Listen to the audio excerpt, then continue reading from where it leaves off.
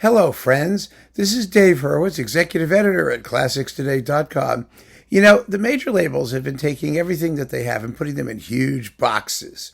And we've been talking about those huge boxes, and we'll continue to do so. In fact, I have a couple more, like, sitting here, but that's a surprise for later.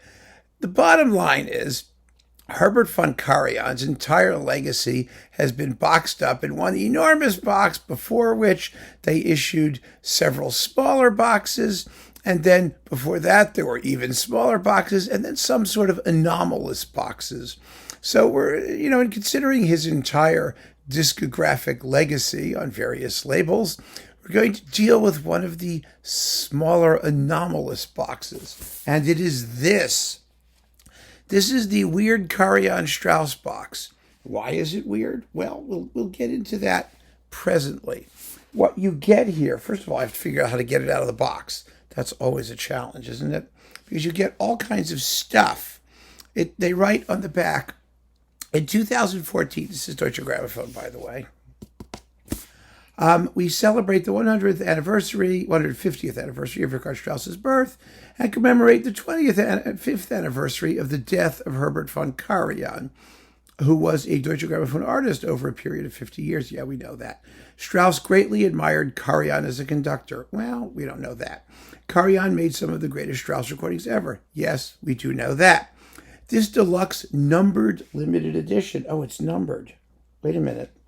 What's my number? I don't know. I have to find my number. Otherwise, okay. It's a limited edition. Brings together Karajan's complete analog recordings of Strauss's tone poems and other works, freshly remastered at 24-bit, 296 kilohertzes. I never knew what that meant. His earliest Strauss recordings from the 1940s and his 1980 digital recording of an Alpine Symphony are also included, as well as his Strauss Decca recordings, for some reason, and the memorable Rosenkavalier from Salzburg in 1964. The Deutsche Grammophon analog recordings, but not the digital ones, are also presented on a single Blu-ray audio disc, with an 80-page lavishly illustrated book, including original liner notes, a newly commissioned article by Richard Osborne in English, German, and French, and the libretto of Der Rosenkavalier in German and English. So that's what you get. What an odd grab bag. I mean, how did they decide what to do where? Now, as we know, Karajan recorded Richard Strauss for Deutsche Grammophon, really the complete tone poems, a couple of times. He also did a digital Der Rosenkavalier, which is not in here. And so there's lots and lots of Strauss. Now, there was the Decca stuff, and there was a whole other pile of Strauss stuff that he did for EMI, which is now Warner. So, and that obviously has nothing to do with this. So let's just look at this and see what we have. Okay, so it comes in these four sort of LP type things. Oh, I have no room to even put this stuff away. Or store it okay. This must be the lavish 80-page book. Here's the lavish book. Yes, the lavish book is very lavish. And it has the libretti and all this stuff, which is good. I mean, it's good to have the libretto of Der Rosenkavalier. Of course, it would be even better to have, like, the four last songs. Are they even in here? We'll find out. I'm looking for my number. Where's my number? All right. Then you get these things. Oh, my goodness. This is 12 discs, it seems. Disc 1, yes. And they come in these foldy things. I'll bet they're going to fall out. This is going to be a disaster. I'm just waiting to see this. Okay, so you open them up. Well, maybe they won't fall out. And here's like 1 through 4. And let's see what 1 through 4 were. Now, these are the analog ones, I gather. Ein Heldenleben. That was his first recording for Deutsche Grammophon. I've never liked it. We've talked about this before. It's heavy and too serious and sort of ugh. Okay, then we've got Don Quixote with Pierre Fournier. And we've got, let's see, the Oboe Concerto and the Horn Concerto number 2. That's all that's on there. This is all recoupled so much more efficiently on other compact discs. And then we've got Till Eulenspiegel and Salome's Dance. 1972 and 1943 recordings, and Don Juan, 1972 and 1943 recordings with the Concertgebouw Orchestra in 1943. The Concertgebouw Orchestra in 1943 was not a happy orchestra. Note the date. Yeah, all right. Well, anyway, so that's discs 1 through 4 in this thing here. Let me see if I can, where am I going to put it? I'll stick it over there. Okay. Now we have discs 5 through 8. Are we ready? Discs 5 through 8. So we've got on discs 5 through 8, Death and Transfiguration and the 4 Last Songs with Gondola Janowitz. Well, it has original liner notes. Maybe it does have the texts. But then I have to look at the lavish 80-page booklet to try and figure it out. Well, all right. Here's the lavish 80-page booklet. Wait a minute. Let's see. Lavish 80-page booklet. Oh, there's all kinds of crap in here that we don't care about. Oh, they've got production photos. And all right, what's this? Voice of the Baron. Oh, yeah, you do get the text of the 4 Last Songs. There they are. CD 5. Good for them. Okay, so let me put the lavish 80-page booklet over here. And where were we? 4 Last Songs, right? Then we've got Also sprach Zarathustra and Metamorphosen. And then we've got the Decca stuff with Vienna Phil. That was Also sprach Zarathustra. That was the one used in 2001 Space Odyssey. You know, before they had an organ in Vienna. It doesn't sound very good. Until Eulenspiegel's Merry Pranks and Salome's Dance. Again, we only need 5 versions of that, right? Like, you know. And Don Juan, pardon me, with the Vienna Philharmonic. Now, these Vienna Phil ones, some of them are quite good, some of them aren't, but Karajan's Strauss never really changed anyway, so it doesn't make any difference. So there we go. That's discs 5 through 8. They go over here, or over here. Now we have discs 9 through 12. And here they are, just so you can see them again. Oop, there we go. Okay. Wait. Okay, so what do we get? Der Rosenkavalier on 3 discs. His celebrated 1960 whatever Vienna Philharmonic, Salzburg, wherever it was, Rosenkavalier.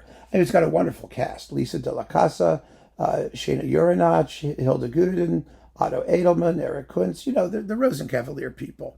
And it's lovely. The thing is, though, that there are 2 other really fine Karajan Rosenkavaliers. There's the earlier EMI one, you know, with Elizabeth Schwarzkopf and all those people. And then there's his digital remake, which, you know, his digital remakes of these operas, well, we'll get to that when we do the Karajan Opera Box. Fear not. So we'll talk about it then. But it's not here. That's the bottom line. And then we've got the Blu-ray audio of all of only the analog stuff for some reason. Okay, so that's what's in the box. Now, let us try and reassemble this, and then we're going to have a brief chat. A brief chat.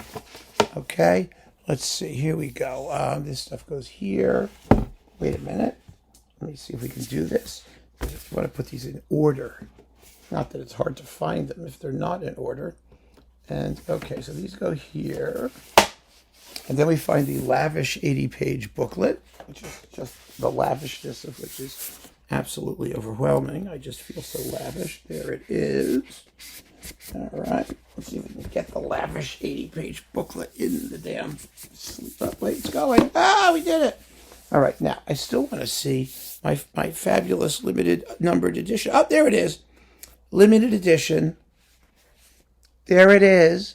Apparently, there were 5,000 of them, and I have number 2,208.